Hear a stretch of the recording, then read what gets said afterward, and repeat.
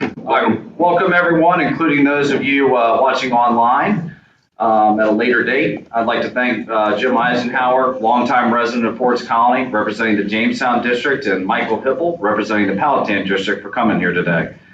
The Board of Supervisors have been coming here for a number of years, and we appreciate them taking the time to do this annually. It's very, very kind of them to take the time to do this. We're going to start with questions that were received in advance, and then we'll begin the Q&A in the audience. I might repeat the question after you say it, just for the benefit of the video, and we'll have that available on the website later on. I'm going to cede the floor to Mr. Icenhour and Mr. Hipple to introduce themselves, touch on any topics that might interest you, and thank you, gentlemen, for coming. Thank you all. Jim Icenhour, representing the side of Forts County. It's on the other side of the creek. Michael represents this side of the creek. So it was divided about 10 years ago between the two. But we've been doing this for a while, and it's always a pleasure to come and talk to you all and answer your questions. I thought what I would do is just give you a quick review of a couple of things that I think people ought to know about. Number one is the accomplishments. You know, sometimes in local government, it takes a long time to get something accomplished. But when we do, I like to try to remind people about it. I don't know whether this is going to work better just using this or not. Anyway, the comprehensive plan that we just completed was one major step in the right direction, I think. It took about 2.5 years. And a lot of community input. The difficulty we had this time was having to do it in COVID. And so we didn't have as much in person as we would like. We had to rely on a lot of virtual. But we got good feedback from the citizens, and I think we came up with a good comprehensive plan. That's just step one. We've approved the plan. Step two, that we're going to start this year, is using that plan to update our ordinances so that we can put into the legal language the things we want to try to accomplish in the comprehensive plan on how we make the community look like you want it to look in 20 years. The other thing we accomplished that was relatively quiet, I don't think people heard too much about it, was for the first time in about 30 or 40 years, we had a very painless redistricting. We had to readjust our districts because the growth this last 10 years was primarily up in the north end of the county in the Stonehouse district. And the Stonehouse district was too large. It had to give up some property. So part of that went over to Michael's district, which was the Powhatan district.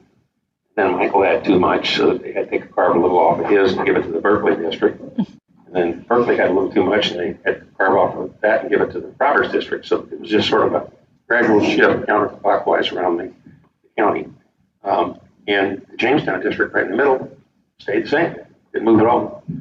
The good news is we did this in a county with, we got almost 80,000 people, about 60,000 or 65,000 registered voters. We did this by only moving about 3,000 people. So it was the minimum impact. Typically, in redistricting, you'd see 15, 20,000 people get changed from one district to the other.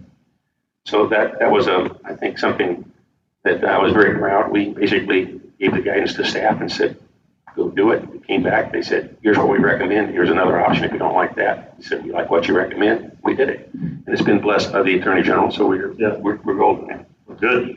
The other thing that I think I'm glad to see that we got accomplished, it's not totally accomplished yet, but we got foot in the door, is you've been hearing about the need for a new elementary school, and our biggest concern was that the real need was for pre-K facilities because our pre-K kids were what were basically taking up all the space in our elementary schools.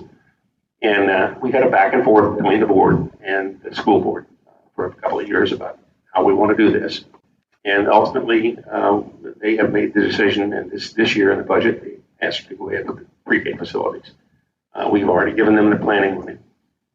They are in the planning process, and we've built it into the budget, CIP, for them to build these two pre-K facilities, which should take the pressure off the elementary schools, whereas the overcrowding problem was. The middle schools and the high schools are fine.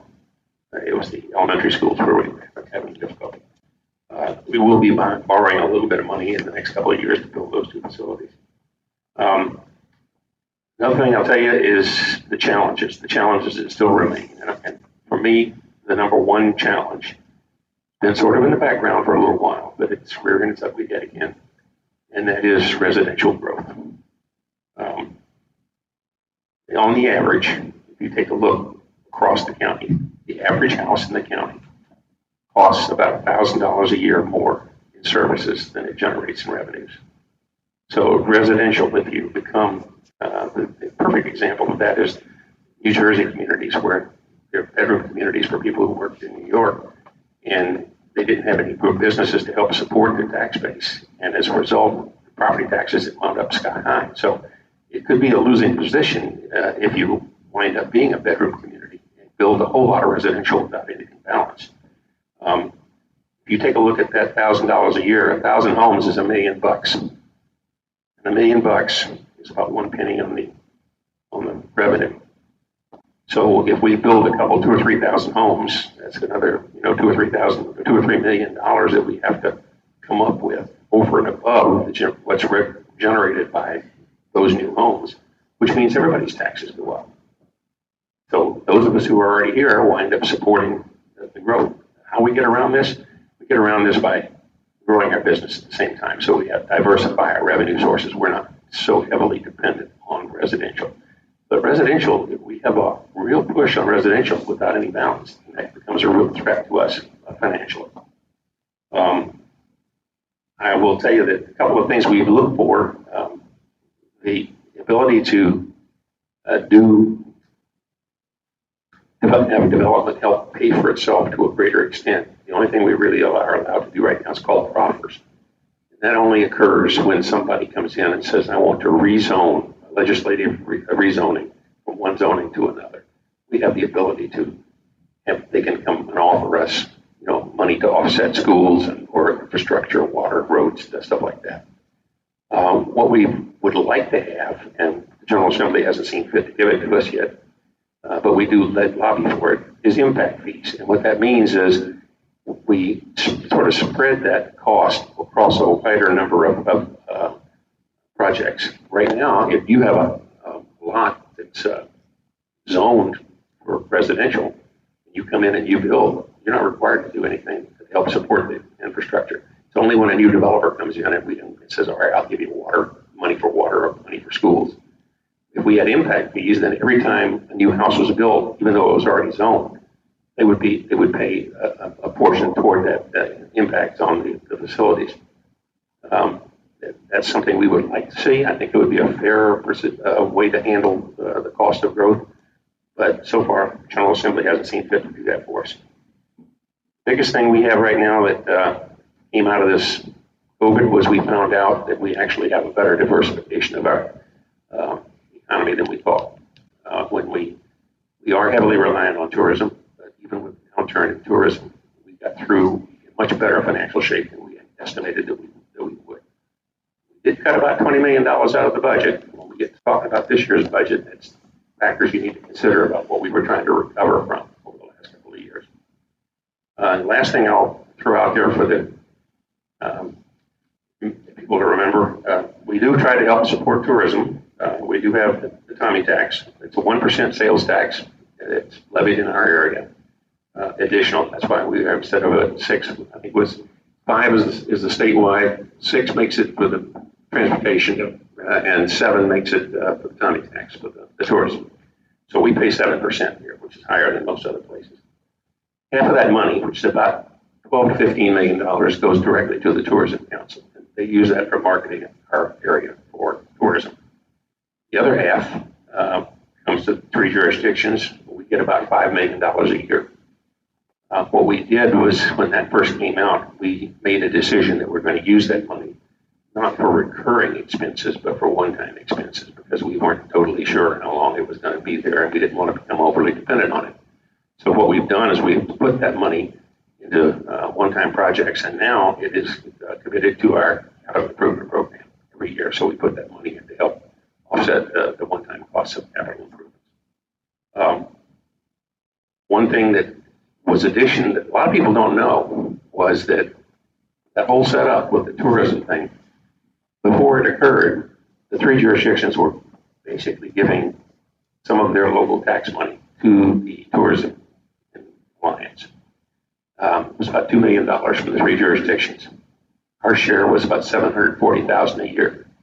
When that bill, the Senate Bill 942, was passed, it said in the bill, we must continue paying that to the Tourism Council. And we've been doing that. In addition to all this 1% money, we've been putting $2 million from the local tax money into this for several years. This year, I don't know whether it's passed or not, but there was a bill to take that money and now not use it for the Tourism Council, but put it over to the newly formed Historic Triangle Recreation Facilities Authority, which means that our $750,000 from James City County would go toward that. Now it's not our decision to do. This is being dictated to us by Richmond. So I just want people to know those are factors that we have to deal with in our budget. And I will shut up and let Michael do his introduction and go from there. Hello, folks. I'm Michael Hipple. I live here in James City County, of course, represent the Powhatan District. And I live up in what's considered Lenexa. It's similar to Lightfoot, just another area, and it's up a little bit further up. And I have a lovely wife, Kristen, and 7 children. And they've all gone to school here in James City County and grown up here in James City County. So it's we definitely love James City County. And I'd like to tell you too that I'm so proud of our board. All the members on there are working very hard. And, you know, as a board member, you can go to cocktail parties or different things and, you know, say, well, I'm a board member and I'm this. And, you know, I always thought that was impressive until I became a board member. And then I was like, well, that's not as really impressive as I thought. I know that guy. But, you know, they roll up their sleeves and they're all willing to work, and they put in a lot of hours, a lot more than anybody thinks. And the nice thing about this board is, and I've sat on a couple now in James City County on the Board of Supervisors, just changed a little, but it used to be a lot of information in the paper.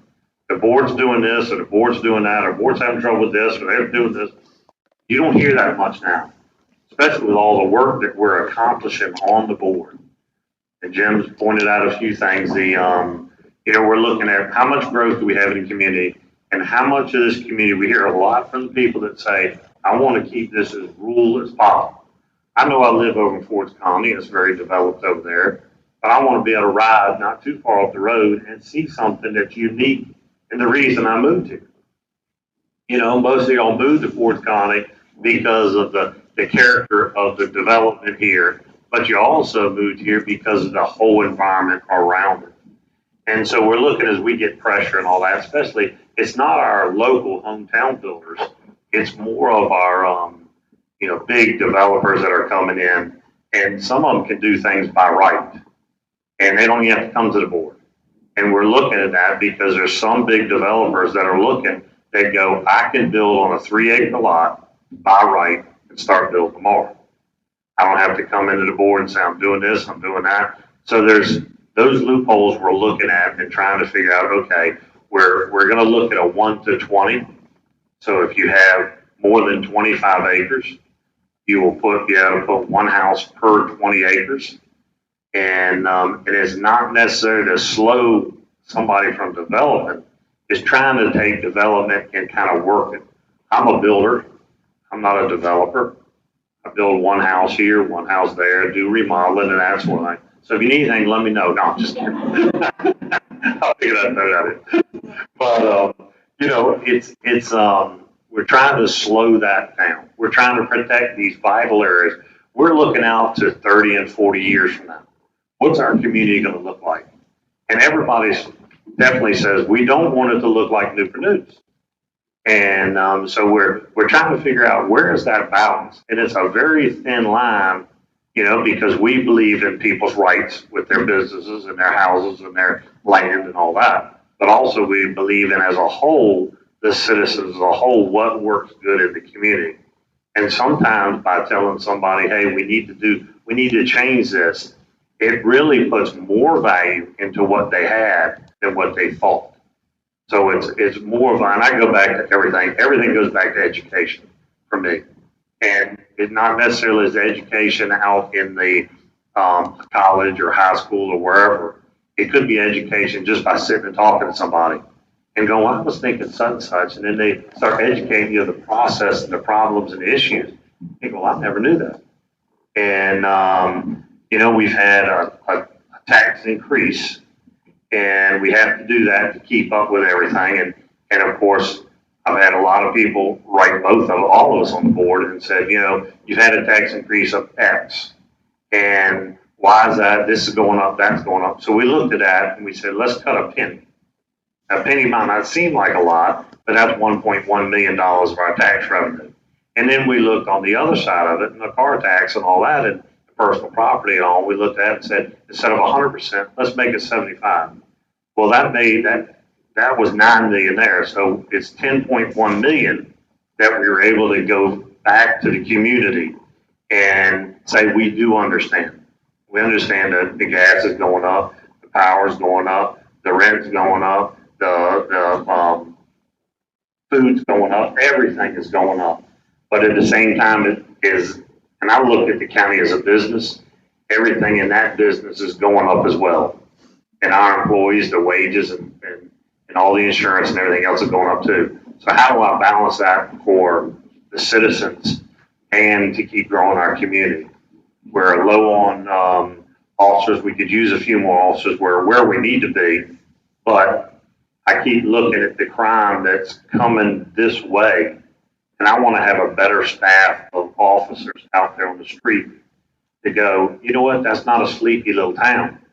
Because a lot of the criminal aspect will look at it and go, man, there's cops everywhere out there. I'm not even going to that there place. And, and if you see them out there, you have a tendency just to start thinking, man, they're full of cops up there. I wouldn't go near that place. And so I think that protects our citizens as well. Our firefighters and EMTs and all that, we're doing real well with those. A couple of years ago, we found out where we're losing between year 8 and 14 firefighters. So, and we were paying more on overtime.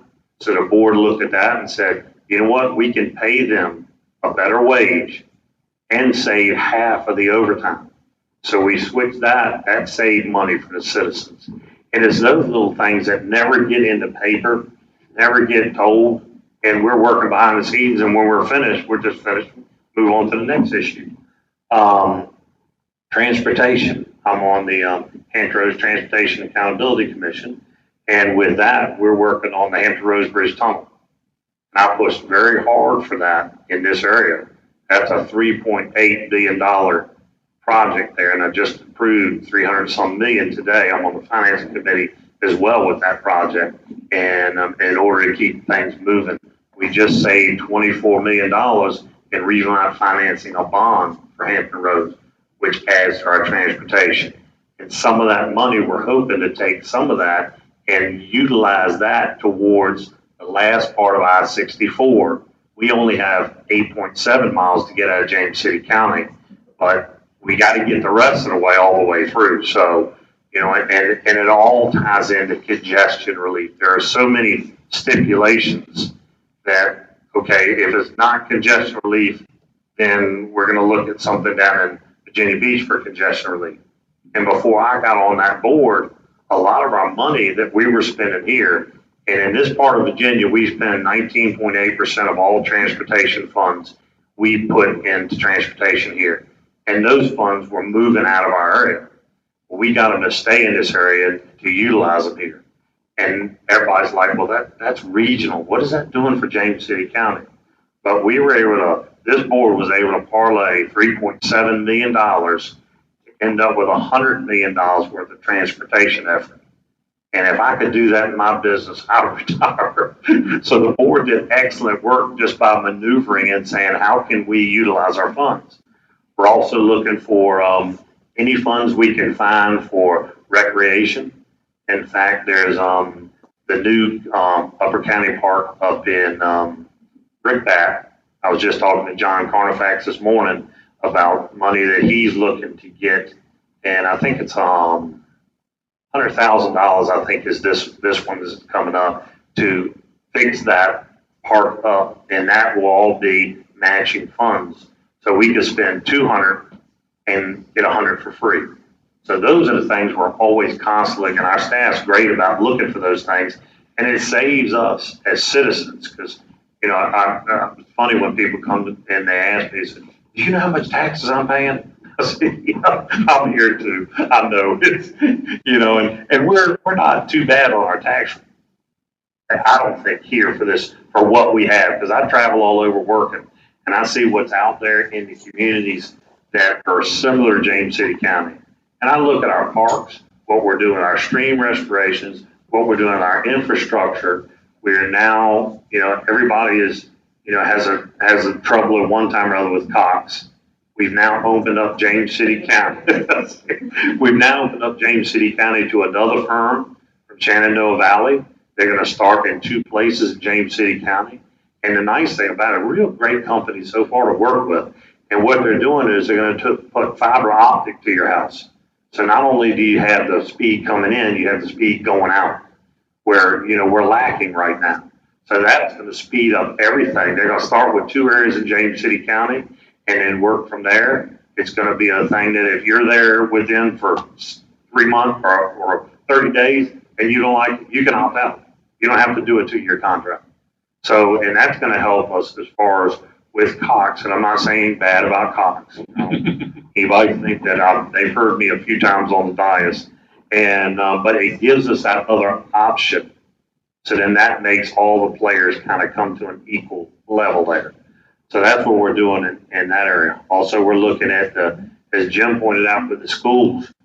You know, the school system wanted another school, and we said, well, we support the children, because without the children, we're going to be in trouble. So we need the children. We need them well educated. And we've got a great school system. But we said, if you build, we can build you another school.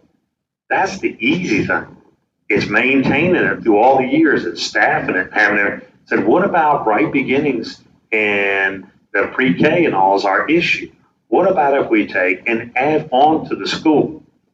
Then we still have the principal, assistant principal, and everything else. We're utilizing all the staff, the cafeteria, the recreation area, and everything else, and the young ones don't need as much. What if we combine that? And then we're saving money in the long run, and we're not building another facility, because there's some places out there that are shutting down schools. And so we're looking at going, we want to work with you. We want to have an excellent school system. We're all for that. But we've got to make sure that we spend the dollars correctly in James City County, because y'all are entrusting us. Y'all are our board of directors, entrusting us with your tax money to go, guys and gals, you need to get it right. You need to, I don't mind spending money, but you need to keep it tight as possible. So, you know. Or we got questions? Yeah, we got, we'll start with you want to start with the questions? Yeah, I'm going to go ahead, start with the questions we received in advance, and we got 4 of those, and then we'll put it out to the audience.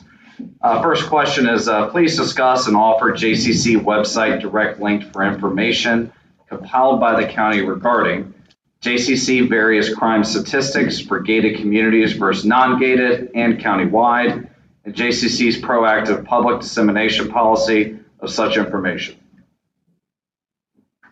That sounds like the police chiefs. Yeah. I just saw him tonight too. He's joining the lead class.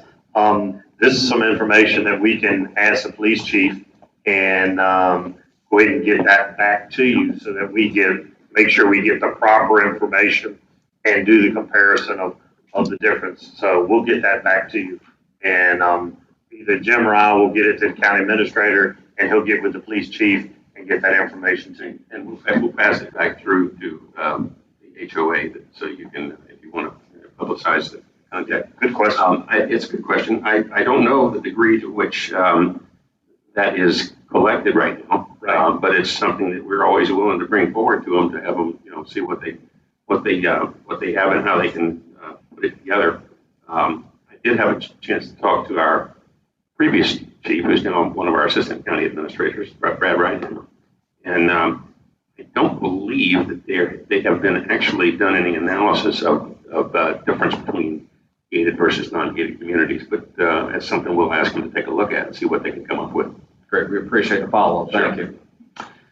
Next question. In the well-crafted and articulated JCC 2045 comprehensive plan, the transportation environmental goals appear not to address studying, investigating, and understanding the infrastructure requirements JCC will likely need to support smart transportation, such as the road infrastructure, like roundabouts, crossroads, bus stops, bicycle lanes, traffic lights, pedestrian walking areas, parking spaces, semi and autonomous electric vehicles, charging stations, etc.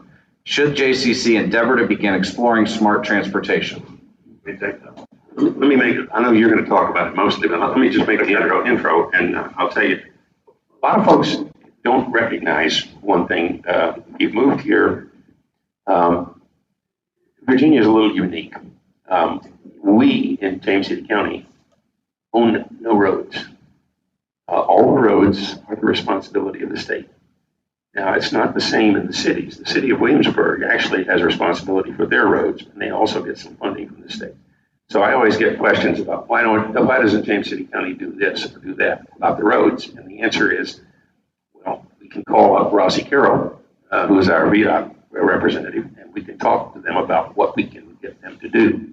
We have worked on some aspects of transportation, like when VDOT doesn't mow our medians or keep places looking nicely, we're not allowed to go out and do it without their permission. So we've actually negotiated deals with VDOT where we can go out and maintain and help provide extra to make sure that our entry corridors look nice. If you've taken a look recently on Monticello Avenue, it used to be that down by Rite Aid, you'd have knee-high grass growing out of the median.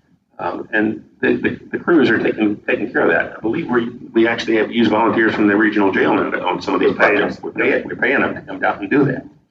So we do have some limitations, and I think people need to be aware of that. But given that, we have really learned, I think, how well to play the system, to find grant money, to find where we can get matching funds and leverage funds. And I'm going to let Michael talk about that since that's his bailiwick with the transportation folks. Now, transportation is a unique thing, and how it's graded, and it's graded across the region. So our region ends right at the James City County line and goes all the way into Virginia Beach, Chesapeake, Portsmouth, Newport News, Hampton, and that's all one area. And I sit on that board. In fact, I've chaired that several times. And what it is everything has to be ranked. So we were losing years ago, and the system's set up like Congress. Okay, there's X amount of votes, and then there's X amount of representation on those votes, or you can't vote. So the bigger cities were going, okay, I'm not really sure I want this through. So if one didn't come, there was no vote. Then the next meeting, one didn't come, the opposite one, there was no vote. And it would continue till it tired the group out. They're like, we little people can't get anything. And I said, we're stronger. The little group is stronger than the bigger cities. I said, now we can work with them. But I said, what we need to do is we need to figure out how we can come together. Y'all have to stick together.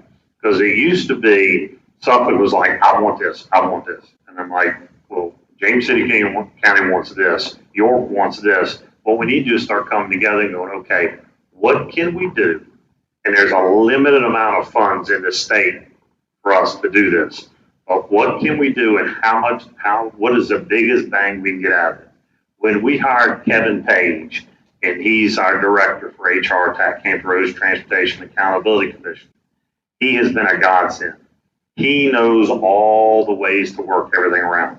And we were talking about that. He and I were talking about this afternoon about what we're going to do with that last 8 miles, because they keep telling us, we're not going to do it. And it's not congested enough. And they're going to send it to TPO, which is the planning side of it. And Jim sits on that. And what they do is they rank everything by congestion. And if it doesn't rank, how it goes is you get 100 points. And the higher you go up to that 100, the more chance you have of getting your project through. Well, the problem is some of these projects need to go through, but they're not going to rank that high. And so they kind of use that against you. So we're looking at different ways to utilize the money that we have to do the last bit of I-64. Now, our roads in James City County, they're pretty good, but as we build and things keep coming, they're going to get worse. And the pressure of York County and Lightfoot, have y'all all seen it, I'm sure. We couldn't control any of that because that's their area over there. Well, the railroad tracks right there and the Wawa, part of that's in York County. So, and the buildings over there in York, and they're going to build some more in York County, which is killing the Lightfoot area. And, I remember when the Lightfoot area was called the Golden Mile because a few places built up and everybody was like, that's wild, that's way out in the country. And now Lightfoot has moved closer than it used to be. But to figure out how we can do this, that's why we're talking about, okay, if you pay for X amount of transportation, schools, of police, of fire, EMS, when you come into our county, that will help offset some of these things. It won't cover it all, but any little bit will help us offset. So that's why we're looking at, okay, impact fees. Our impact fee is going to be a good thing for James City County. And everybody's like, you're just going to slow everything down. You can't build anything in James City County. It's not that we don't want to build something. I don't want to build stuff that I'm going to put on the back of my citizens that are here and make them pay more taxes because I want to build something over here. It's not fair. Now, if we spread it out and this pays for itself, then we're on equal standards. I don't want to sit there and put a neighborhood in and all of a sudden it goes, okay, now I've got to tax all the citizens I have here more in order to pay for fire, police, EMS, all the things that are needed, schools and that sort of thing too. And we've got the older generation that is sitting there going, hey, I'm retired. Is there a benefit for me on my taxes that I can get some relief? And there is down in the county. You can apply for that and they'll look at it. You make X amount, you come down to here but there's a lot of people that are on fixed incomes that are looking at that going, everything keeps going up. But at the same time, we have to pay for it. The transportation, we have done an amazing job in James City County. Are we close to where we need to be? In my opinion, not even close. There's a whole lot more needs to be done as far as transportation. And the roundabouts and all that, that's becoming a big thing. A traffic light is $500,000 for one traffic light. We need 4 of them right now in the county. It's just for safety issues. And we've instructed the county administrator, look, put $500,000 aside so that we can put 1 in each year. And 2 of them are in areas that have had deaths in those areas that we want to slow things down and all and try. Sometimes the traffic light works, sometimes calming mechanisms work. We ask VDOT to look at the area, review it, tell us what works with their engineers, and sometimes the calming thing works. Sometimes they go put the strips out in the neighborhood next to them. They're like, oh no, that's not going to work. And we've tried that before. And the strips slow people down. But people can't sleep at night because of and they're like, are you killing me? So transportation is always a tough thing. And I look at that as, and compare that to, okay, how much growth can we have? Because eventually our streets aren't going to take it. Hope that answers the question. So a little bit of a softball here, just you've already touched on it a bit with Chantel, but I will ask it. Maybe you can just add on to say anything, Mr. Hipple, you had already spoken on this. The internet in my house is often interrupted without notice. And I think the county should bring in multiple network operators to our community. I've been working on that since I got in here. It never fails. And I'm like, and past boards did the same thing. It wasn't that they didn't do it. They put it out there and say, anybody, please come into our community. But believe it or not, they say the community is too small to have another provider come in because Cox and all has all the lines. So then they have to get on those lines and pay them. So they're not going to make any money. And so we finally got this company out of Shenandoah, and the company is a family-owned company, been 100 years in business. And the people I've talked to say, man, we love them. And, Chantel. yeah, Yeah, they were the, I had a place up at Smith Mountain Lake, and they were the provider in the western part of the state. And the prices weren't a whole lot different. The service was superb. yep. And I think with, fiber optic coming to your house, the speed is going to be so much better. The reliability is going to be so much better. So that's going to help out all the way around. Plus, once you get one or two in the area bidding for your business, you're not going to sit there and go, I got them. They got to pay this. They're going to be like, well, I better compete a little bit because I don't want to lose these people. And I've noticed that Cox has put out a few things that have said the things they're going to do in our community. I haven't seen it in too much in the writings, but all the money they're going to put back into James City County. So we'll see, because I knew them before Cox was here, and it was Continental Cable. And I'm telling you, they were a pretty good company, but Cox bought them up, and it was still, if you lived anywhere off a power line or off a main road, you just get in. And so, and talking about that too, when we looked at when COVID hit, first we looked at, okay, we don't know what we're dealing with. We don't know what's going to happen. So the first thing we went and did is we said, all right, we've got to cut our budget to bare bones, because we don't know how long it's going to take. We don't know how it's going to hit us. We don't know if we're going to get any relief. So I tried to get 20%. And of course, like, are you kidding me? And I said, look, everything I'm getting from the region is saying, and we did a test on ours in transportation, the only one done in the United States to test if we could make it through this and what it would take. And I said, listen to what they're saying. I said, this might be right scary. And so we agreed on 10%. So we cut everything 10%. We told staff, go back, find anything you can cut, 10% out of your budget. And we're going to hold that line and hold it tight, because we don't know what we're getting ready to go through. And we've got 12% in reserves, and people are like, we'll use your reserves if you need to. Well, if you use your reserves, I mean, yeah, and part of that covers, like, if a storm hits our area, FEMA will reimburse us, but it may be 2, 3, 4 years before we get reimbursed. Well, we have to spend that money in order to get everything back running. So we're like, we're holding that reserve. We're not spending that reserve. So we also found out the school kids, and I've got 3 that are still in school, the other 4 are out.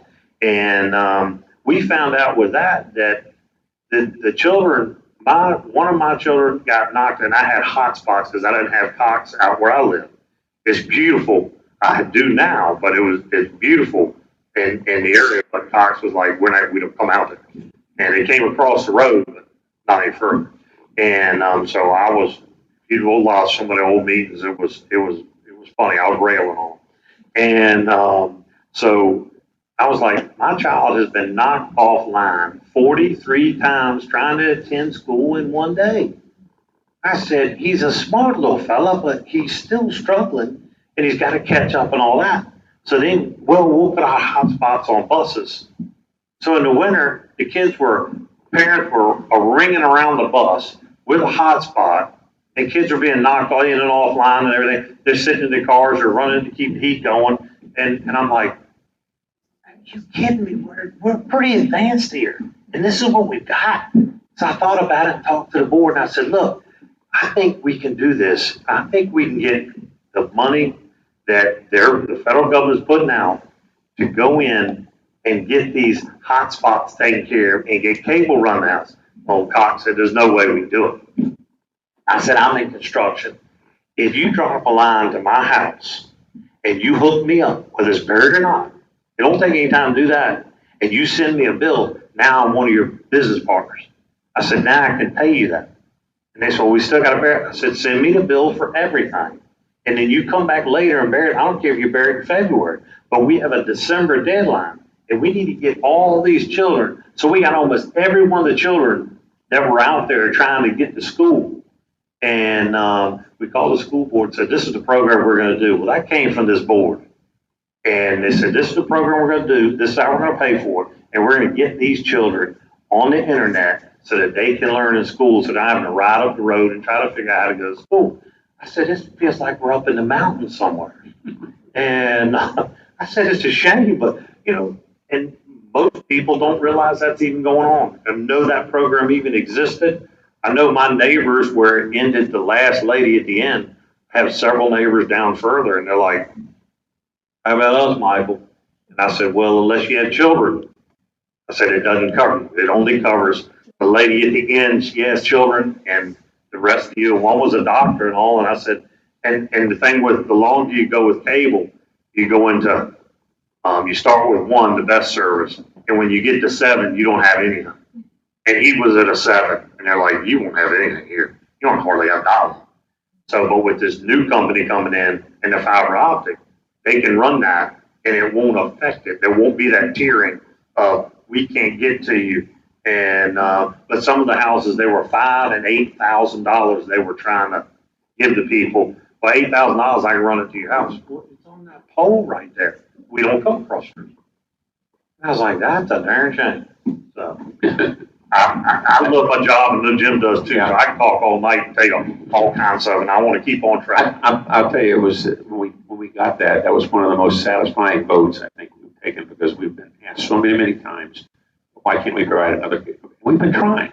And I always viewed it as maybe there's some collusion behind it. You take these guys, and we'll take these guys, and we won't come poach out of your backyard. You don't poach out of our backyard.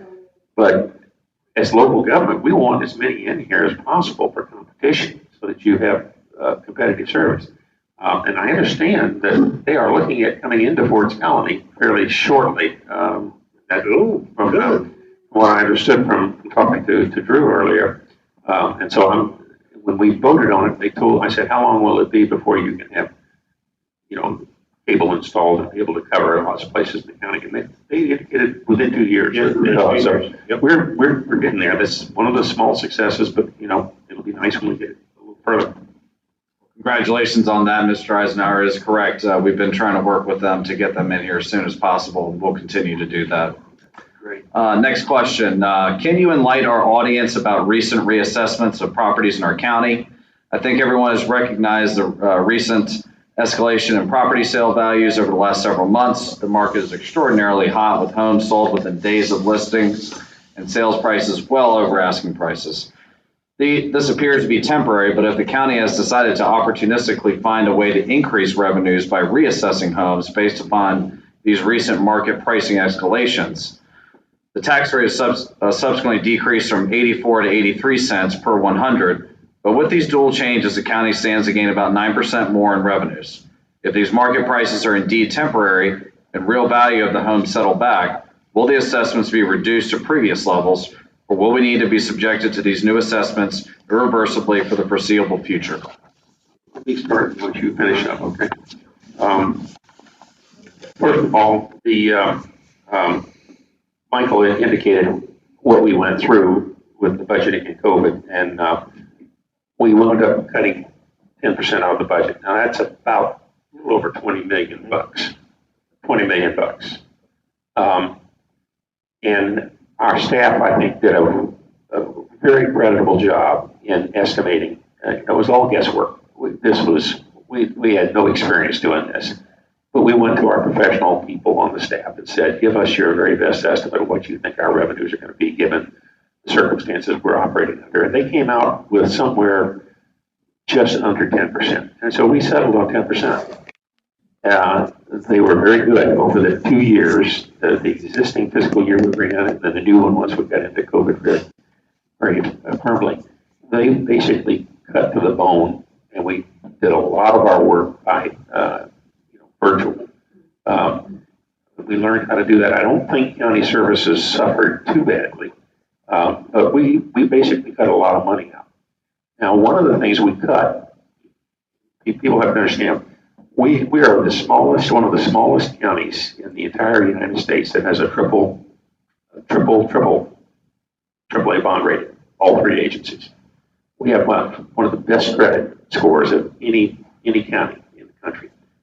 That translates to the ability to borrow money when we need at a very, very advantageous rate. So it's really important. We'll tell you, our board, a lot of the policies we have in place for finance are geared toward maintaining that AAA bond operating all the way across the board. One of them is how much we have in reserves. Our policy right now says 12%. We're looking at increasing that. We'd like to have some more room, but we don't want to draw down below that 12%. We don't have to because it could affect our bond rating. So that sort of gives us the cushion. It's there for the real emergencies if we need it, but that's sort of the mindset that we operate under. We cut $5 million a year out of the budget on donations to the CIP. We don't need to, we call pay-go. We put from the operating budget into the capital budget.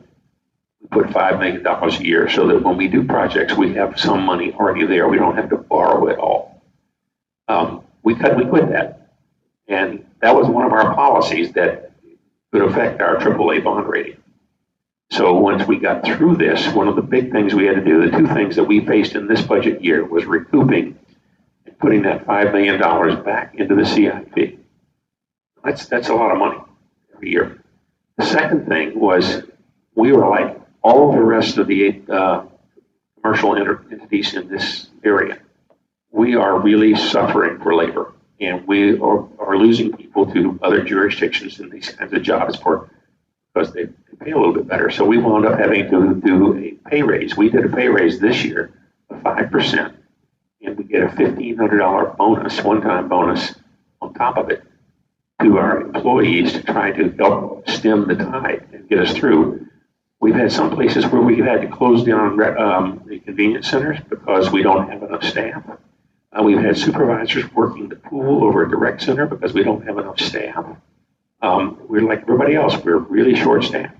So we put a significant amount of money into compensating our staff and trying to retain the quality help that we really need to run the county. So those two things really sort of cost us things that we had to start paying the bills on again. Now, where we are with the revenues, our revenues from tourism and from business have basically recovered to a degree that I didn't expect this quick. But we're still sort of stretched. So crazy thing was the housing market, as everybody knows, just through the roof, and the used cars. I don't know whether you know that, but I wanted to buy a used car for my wife up at the Honda place. And they wanted it $35,000, $35,500 for a 2-year-old Honda CRV. And I sat and I asked the gal, I said, well, how much if I buy a new one? $33,500. How about if I just make it front-wheel drive? $31,500. So I bought a brand new car for $4,000 less than they wanted for a used car on the lot. There were only one or two of them on the lot. So the prices are crazy. This budget year, our Commissioner of the Revenue came to us and said, we normally do your car tax based on the LA Blue Book. And it usually goes down every year. You get an old car, it's not depreciated pretty low. He says this year, it ain't going down. It's going up between 10 and 50%, depending on the car. Now that, if we had not done the change in assessment, we had say left it at 100%, that would have been about, I think it was almost $10 million, $9 million itself. That was $9 million of revenue that would have come into us because it would have been windfall because of this evaluation. So we said to the people, let's just cut our evaluation. We value it only at 75% of what the Blue Book says. That kept us about neutral on car tax, so that essentially we would forego about $9 million worth of revenue that would normally have come in under the way we normally operate. But this is not normal. And we don't know what's going to happen next year. Next year, the Blue Book may be back to where they're depreciating. We may go back to 100%. What we're trying to do is we try to evaluate that and not necessarily grab all the revenue. So where we basically gave you the biggest break was on the car tax. When we came to property tax, the difference again was we were having to pay that $5 million back into CIP plus our personnel costs, and so we kept a large part of the property tax increase. It was about 7 cents, about $7 million. We cut it 1 penny, we gave back about a penny. So we basically took the advantage of that for about $5.5 million which doesn't really cover everything we were trying to put back into the budget. So we've had to finagle the budget and work, but we're trying to get back to what you would call some normality of post-COVID. We're not there yet. And we won't be there until this craziness with the evaluation of the property taxes, of the assessments of houses, and the evaluation on automobiles settles down. Once that settles down, we're like anything else. Every year there's a budget comes out. Every time the budget comes out, we look at the valuation. If the valuation changes, we can adjust the tax rate. We give a penny back. When somebody asks the question, what happens if it changes next time? We could wind up raising or lowering the tax rate. It just depends on the budget and circumstances at the time. We try to minimize the impact. Remember, like everything else, we have to run a business that operates on the following precepts. We have to accommodate what the growth in the community is. If our community is growing at 3 or 4% a year, then we have to provide for those people that come in, and that's usually costs more revenue. The other part is inflation, and of course, inflation is at an all-time high, and everybody's having to pay that. So that's sort of a long roundabout way of telling you, why we did what we did. The net result is we hadn't done anything and just accepted what the normal procedure was. We had about $10 million more in the budget. Now that doesn't make you feel any better if you got to pay your property tax on your house. But I will tell you on the board, my property taxes went up about 9%. But Michael led the pack. His was about 70, when it 60%. I'll let him talk. But then we'll take that. I got and paid my tax bill. Yeah. But the rate that was in there was 84 cents, not 83. Oh, you're paying on this year, right? The fiscal year that we just passed the budget for doesn't begin until July 1st. Okay. Now, your December payment will be at the new rate. Gotcha. Good point, though. I mean, because it is confusing about how our fiscal year works. And we're usually about 80% of the value of the house, of the property and all. And so it's just a rough number. Is basically, we don't value the house at the actual market value, what it's sold for. And I know I had a lot of people send me things that said, hey, I'm at 12%, I'm at 20%, I'm at 6%, and I got mine on one of my houses. And I looked at it and I was like, 60.8%. And I was like, are you kidding me? And it just happened to be that I just had it appraised because I was selling it. I'm glad when it went up 60, I am selling it. And so I had it appraised.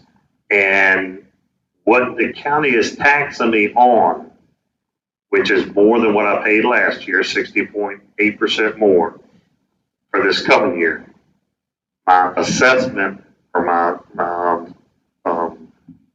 assessment on it, was not from the county, but from a private person that said, okay, this house is valued is still $100,000 less than what is being assessed at the county.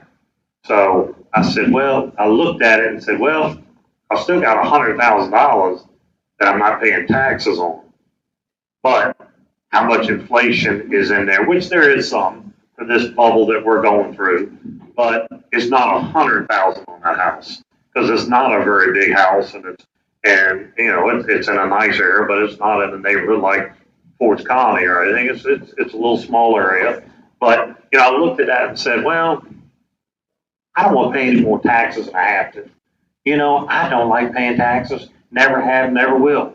But to have the things we have to in order to make everything working and the things you want, and protecting the land and having the parks and recs, having access to the water, having the library, having good schools, have policemen when I call them. I've been on the volunteer fire department since 1984, and when we went up there and bought this piece of land, and me and another member signed for the volunteers to buy this piece of land, and then we came to the county, and we've been giving our time since 1948. We started fire department. And I came to the county and I said, look, we want to put a flea market up there.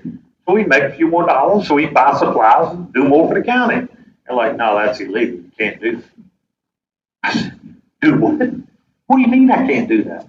And they said, no, you can't do that. That's illegal. It doesn't fit in the area. It's not zoned for that. And I said, well, we're giving you everything up here. We volunteers come out in the middle of the night. Sometimes we don't get sleep, then have to go to work the next day. And I said, are you kidding me? They said, no. Well, we went through the SUP process and ended up getting what we needed. But, sometimes, and it was more of an educational process for me, because I looked at it and go, I'm getting you all that. I risk my life or I run into fire to help somebody, and you tell me I can't sell knickknacks on the corner? But it's, and I understood later that it's to protect the community and to protect the corridor and make sure that everybody is the same.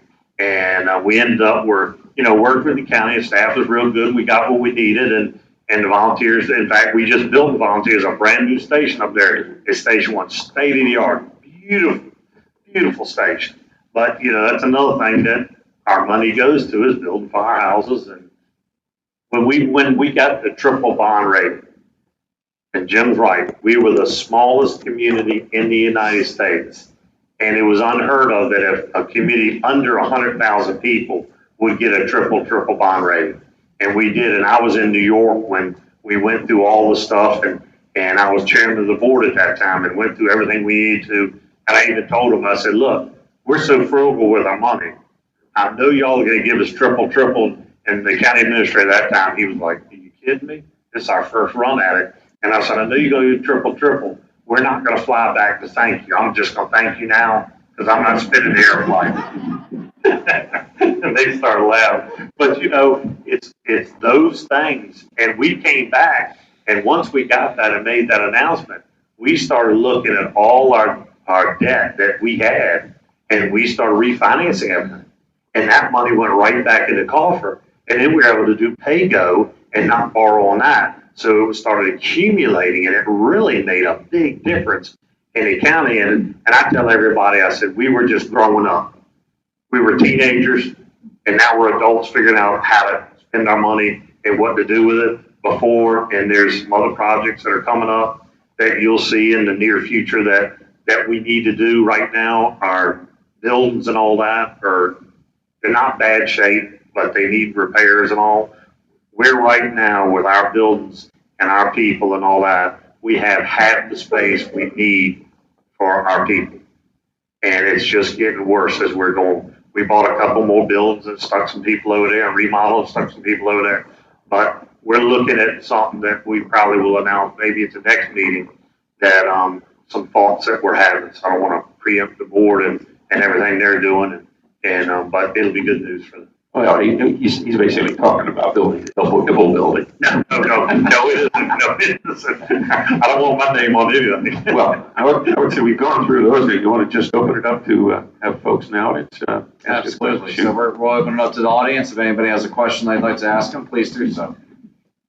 You mentioned about growth, and this is just a curiosity question. I'm not proposing one way or the other, but several years ago, there was a big issue with people whose families had owned land here for generations and generations and were concerned that restrictions were ending their legacy and ability to get an inheritance if they wanted to sell their properties. I haven't read or seen anything lately about that. Is that still an issue? People who grew trees and things? Let me try to put it in perspective a little bit for you. We have zoning in the county, and the zoning sets the expectation of what the value of the land and the use of the land should be. And one of the problems we've had was that some of the very, very large landowners who were in the rural areas, and this is, you start go back, to the 70s or early 80s when Ports Colony was here, where they would start building this. This was one of those tracts of land, and it got sold, and it got developed, and houses got built, but at that time, the comprehensive plan and SHOA basically said, all right, here's where we want the growth to occur, and it was an orderly transition. What we've had is we've had a real hard push of residential development that has gone outside of the normal boundaries that we have set in the comprehensive plan. It's called a primary service area. The primary service area is the area where we basically say it is our intent that growth would occur here. It would occur according to the land use we set, and we can provide services like water and sewer. But when you are outside in the rural lands, we don't provide water and sewer. And there was a big push, Liberty Ridge up here, I think you remember, Westport, when they decided that they couldn't get us to bring that inside the primary service area, just keep expanding so that they could build very high dense things. They said, okay, we'll go ahead and build at the minimum rate of 1 unit for 3 acres. Required that they put a central well in, and ultimately we wind up taking that well over by our service authority, and it operates at a loss. So the rest of us who are on regular systems, as opposed to those independent wells, we're helping subsidize all of those independent wells. And there was a lot of pressure on growth of cutting up these outside lands. So that's one of the things we've been worried about, is trying to decrease that development pressure outside the primary service area. Now, I'll give you a good example. There's inside the primary service area, there's the biggest area that is going to be of interest to everybody in this room over the next 10 years, 15 years. It's going to be Eastern State. Because Eastern State, the property is being sold by the state, and the developers are out there bidding for it right now. Now, the only good news is it's zoned right now government use. They cannot come cut it up and build houses until they come to the Board of Supervisors, and that will be a legislative action. Now, we know that growth will occur, that will ultimately get developed, and something is going to go there. And the battle we will fight is over, my favorite expression for a developer is you give him a piece of property and tell him to develop it, he wants 10 pounds in a 5-pound bag. He wants to put if he could go vertical to 40 stories, he would. Right? What we have to do is as the board, we have to be the ones to say when they come in and ask for these rezonings, we have to be the ones to say, okay, let's make it reasonable. What is it we're looking at? If low density residential says 1 unit to 4 units per acre, basically what I tell the developer is that you can come in and with a reasonable plan for 1 unit per acre. You want 4 units per acre, you've got to demonstrate to me that there's benefit to you, the citizens of the county, in allowing you that higher density. Because if the density is going to cost us more, why would I want to put that on your back? So that's the fight we have all the time. Eastern State is going to be the biggest one. But the first plan I saw for the parks that was behind the hospital right there, the developer wanted about 1,100 townhomes. Yeah. Well, no, that's the part not even connected to Newtown. The part connected to Newtown, they had proposed a significant number of homes over on that, but the property is actually sort of bisected by wetlands and steep slopes, so that there's part of it that is accessible from Newtown off of Discovery Boulevard. The rest of it is all accessible pretty much off of Depew or the Long Hill. But those are the areas where we're going to. And I tell folks, if you own a piece of rural property, I think if you expect that we're going to allow you to sell that and build condos that are about 18 units per acre, you're living a pipe dream. Now, if that's what you think the value of your land is, then you're going to be disappointed. And the other part of that, still there's the second part for a lot of people. Well, my family's owned this land forever. And I know when my dad bought our piece of land over there in Jolly Pond, he paid $90 an acre for it. And which I'd love to get it for that now. But, and some of these families have been here since the start, and they've stayed here because they love the area and all that. But we've got other avenues in our toolbox too. We're trying to convince them, and we're starting to open the program back up again. In fact, we're going to be talking about that at our next meeting. Is PDR, green sprays, AFD, and what are those? What can we do? How do we put those together? How do they work better? How can we get outside money to help us buy some of this or stop some of this development? And somebody goes, the taxes are killing me. and I can't afford this any longer. It's such a big piece. I don't farm it. I don't do anything. And my next option is sell it to a developer and just get out of it and say, you know what? Hey, we ran it as long as we could, develop it. I'm going to Florida. Y'all have a nice day, and I'm gone. Well, it doesn't help us here. The ones that are staying here have to look at it and go, okay, how do we work this?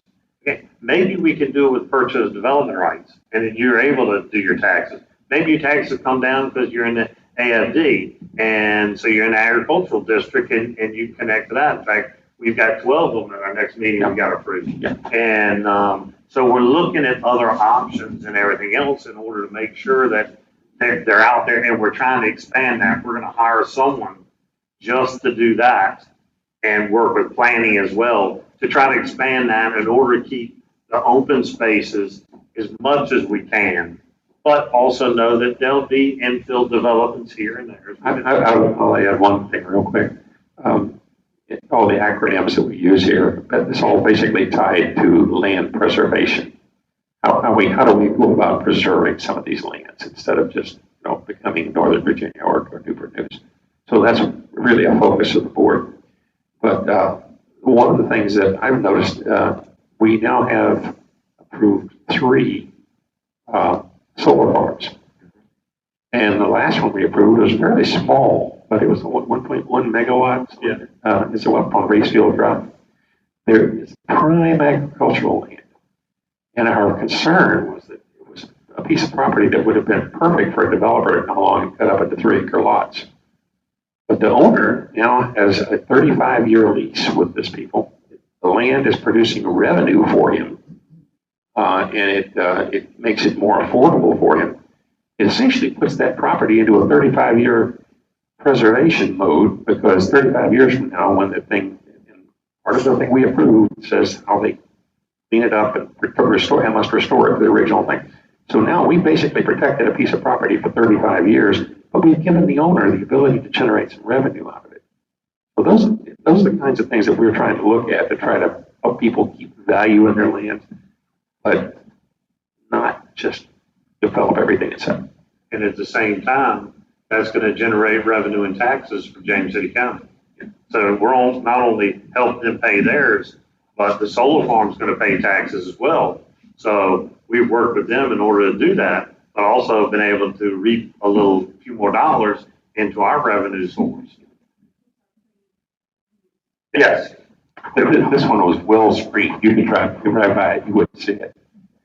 Yes, ma'am. I actually have 3 questions on different topics. First of all, do either the supervisors or staff work either formally or informally with York County to try to avoid a situation like up in Lightfoot? Because it seems like, it's obvious the problems there. It could have been avoided by the 2 counties working more closely together. And we do, we call back and forth to each other. The county administrators work with each other. The chairs and mayors have a meeting once a month throughout the jurisdictions, and they meet at different places. In fact, the last meeting was here. So when you're chair, you're also meeting with all the other chairs and all the other mayors and talking about obstacles and problems and hey, what are y'all doing over there? Why are you killing us on our side? What are you thinking about? Why would you, and sometimes we give them our opinion, and that's where it stops. And they're like, thank you. How did that happen? Yeah, we had one supervisor from New Kent, and instead of calling us and saying, I'm worried about this or concerned about that, and it's in James City County, it's not, but it's the border right there, but it's not in New Kent. And he came to the meeting and just did not like this one bit. And I'm like, wow, you went about that the wrong way. You should have called us and said, hey, y'all, can I have a coffee? But yeah, it's very tough because, it's, you're in my sandbox, it shouldn't be. But, some people, you know who I am? Well, yeah, you're the guy that works up the street. I will tell you that we try our very best to work with the jurisdictions, but ultimately, they are independent. They make their own land use decisions in their own land.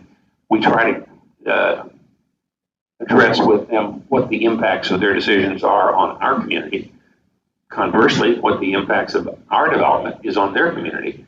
And, you know, we do have the line of communication. However, there's sometimes things get done, like that place up on Lightfoot Road, that just, I think even the members of their board would say right now, yeah, that maybe wasn't the smartest thing we ever did.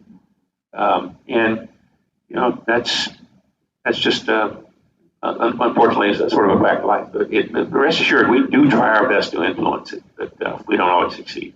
And my second question is, you talked about trying to diversify, bring industry or whatever. It's town we came from in Connecticut.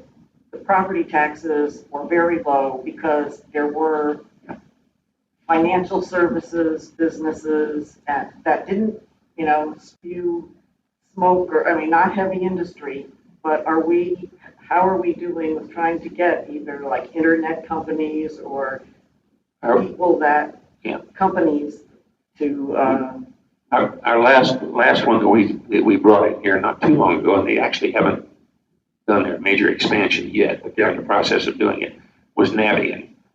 They are police South Korean. Yeah, hot water heaters. One of the tankless hot water heater.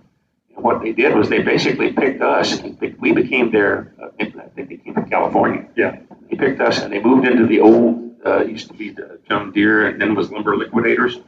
They took over that building, and they are going to expand. We bought land and basically sold it to them adjacent, so that they have the ability to expand by about 3 or 4 fold. They are looking to be the assembly where all the parts are made elsewhere, but they brought it together. They're assembled and then distributed for all of the U.S. and I think Central America, right out of James City County. So that was one big. Most of those jobs that are created, and there were a couple hundred, I think, were well in excess of $60,000 jobs. So it's a pleasant change from, you know, minimum wage for retail or food service or tourism.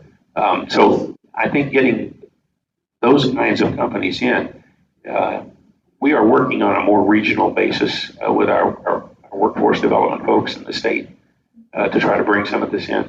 But what I found was I was surprised at how well our non-residential revenues, business revenues, and tourism revenues, and we took a big hit on tourism. The rest of our revenues for the business sector, despite the impact on a lot of the companies, held up a whole lot better than we thought. So we came out of the last 2 years with actual surpluses, even after we made our cuts. I think what it showed is that we are more diversified than most people would think.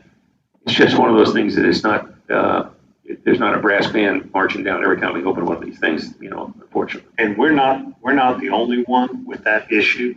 Regionally, sitting on the board there, everyone's trying to do the same thing. And so the biggest thing is site ready. And that's what we're trying to push even more now. And we're doing a lot down the Grove area.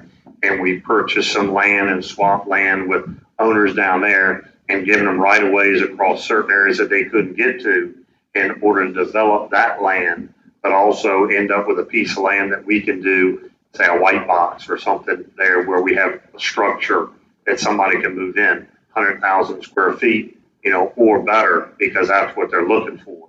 And I did hear the other day there's a company looking at James City County. I don't know if it's true or not, from a friend of mine that said they're looking and they're not going to bring a ton of people in there, but their tool taxes are going to be tremendous.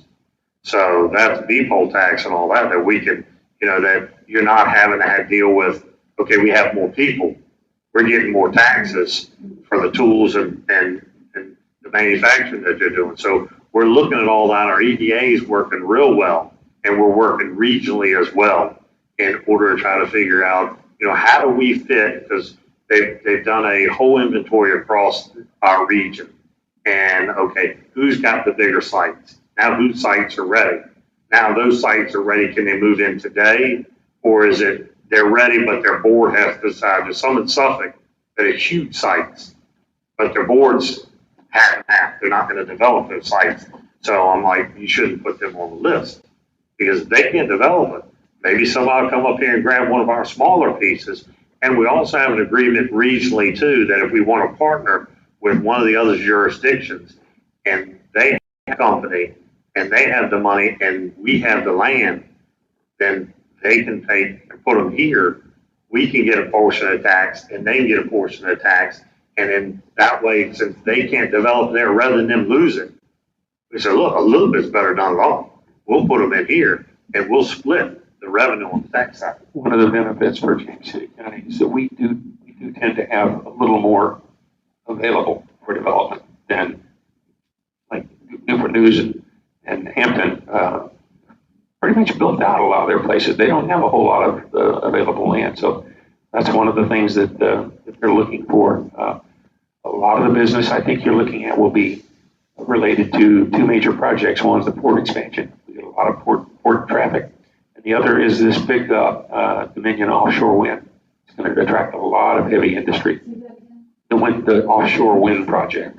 Dominion Power. They're putting the turbines about 27 miles offshore and bring the power shore. Now, all of the industries required to build, assemble, and maintain and work all those parts of that big project are going to have a huge impact on all of the areas here. And that project probably has more regional impact than anybody can imagine. And the Port Authority is working with them as far as laydown areas and all that, so we can, because that's just going to carry up to us as well. Yeah. My last question, the CCRC across News Road has kept being postponed every month. What do you see? It was supposed to come back to us on April, and the developer asked for a 2-month deferral, so it was pushed back to our June 14th meeting. And you think it's going to actually? I have no idea. I have some, that crystal ball out. I have some reservations about the intensity of the development. I think a lot of us do, but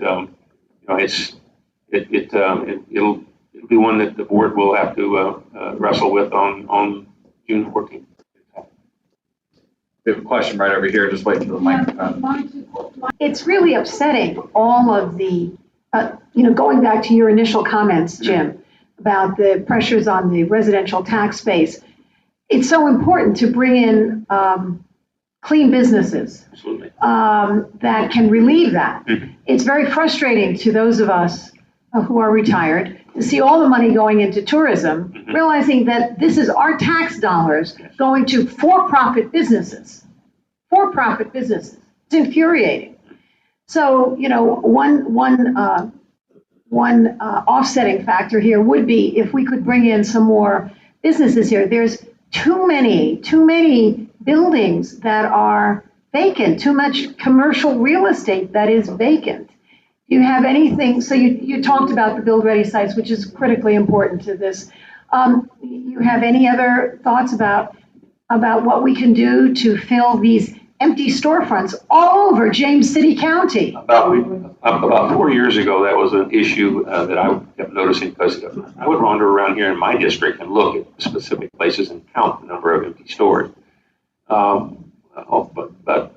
4 years ago, over the next 2 years, we did, I thought, a pretty good job of filling up some of them, and then COVID hit. And that has really sort of set us back on our heels because there are some businesses that, just folded and gone. So you're seeing some more empty storefronts.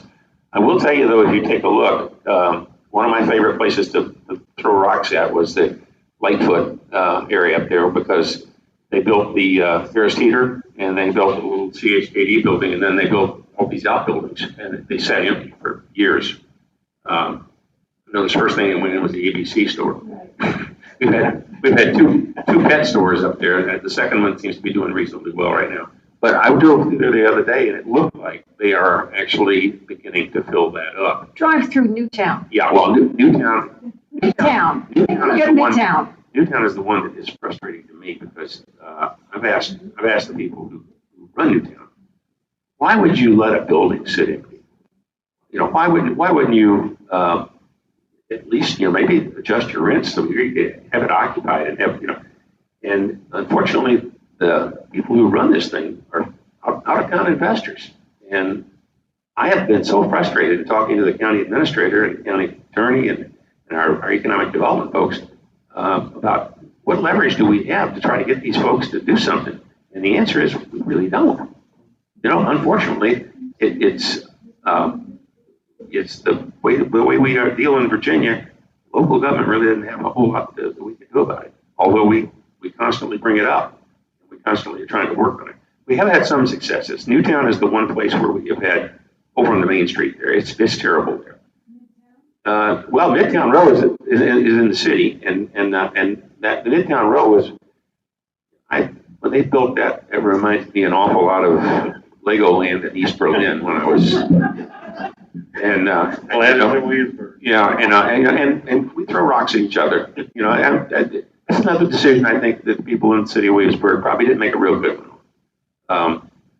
But you know, take a look at the two of our more failing shopping centers, the old Colony Square Shopping Center down on Jamestown Road. Restore basically saved that, and everything's full. Everything's full. Yankee Candle? Yeah, well, Yankee Candle again, Williamsburg, City of Williamsburg. Yeah, but the other one was over on Route 5, the Food Line and Shopping Center there. That one was just literally about 70% empty and trashed.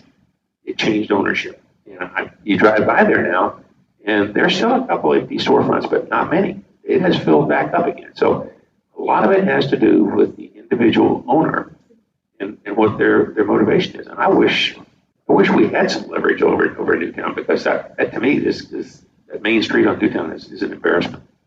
Well, you know, when up at Harris Teeter, when the original outlet mall, we called it, because it was the only one here. And I remember when that was a cornfield, and they built the outlet mall. And when they built it, that was one of the hottest malls on the East Coast, believe it or not. And it did real well, and then all of a sudden it started going down. And it went down more and more and more, changed ownership and all that. And then when they decided to redo that area, that was really a blessing, because that was a big blight. And so we took advantage of that and said, yes, let's go ahead and take a shot at this, because right now we've got nothing. I mean, it's empty stores all through the mall, and it's deteriorating and everything else. And so we took a shot on there at Harris Teeter and CDR and CHKD, and then the liquor store, and then the urgent care and Panera, and they've slowly started now. Jersey Mike's going in there, and so we're getting it. It's finally. But it's taken a while. And I tell a lot of people, they're like, well, you have a store. You've got an empty space there. And I said, well, it may not fit with what the company's doing. You can't, it'd be like, okay, I'm going to sell my house. And I tell you, well, all I have is an apartment. You're going to have to move into that. I want to live in an apartment. I want to live in a house like this. And it's the same with those. So we try to mate them up. We have a list of all available stores fronts out there in the EDA. And when somebody calls the county and says, I want to locate in James City County, what's going on, what's happening, they go over that list with them. And they take them out and show them the places. So they go, here's the place. Well, that doesn't work for me. I don't, you know, the curb appeal is not right, or I need to be closer to this, or I need to be closer to that. And so that's a frustration. I know how frustrated it is. And you look at stores and go, can't somebody move in there? But we're working behind the scenes trying to get those storefronts filled, but it's finding the right. The other one that is frustrating for me is pottery. You know, I mean, it looks like Disneyland, but it's empty. It's empty, but that's just a function of ownership and management. Yeah. Just to follow up on this resident's last question, the CCRC across from News Road is of interest to many Ports Colony residents because it would represent another living option for people who need to downsize and yet want to stay close and are looking for some healthcare services. The developer there has reduced the number of units significantly. Is your concern once again about more building just No, for residents? If you take a look at what was originally proposed, what's currently on the books could be built by right. It's part of the master plan. It's about 740 something units, but most of those were in apartment style buildings, and it was heavily focused on being what I would call a true CCRC. I personally voted against it because I thought it was too much for the piece of property that it was put on. Okay, the density of it, the impact on the environment around it, things like that. But that's what's on the books right now. The new proposal is not a true CCRC. The people from RUI came in and they pitched, I think, to the Ford County folks, and they came and talked to the board members, and 3 or 4 years ago, they wanted to put a smaller CCRC on that piece of property and develop it themselves. I don't know why they ran into a problem. It may be that the owner wanted more for the property because of the value, the perceived value of it, and they were willing to do.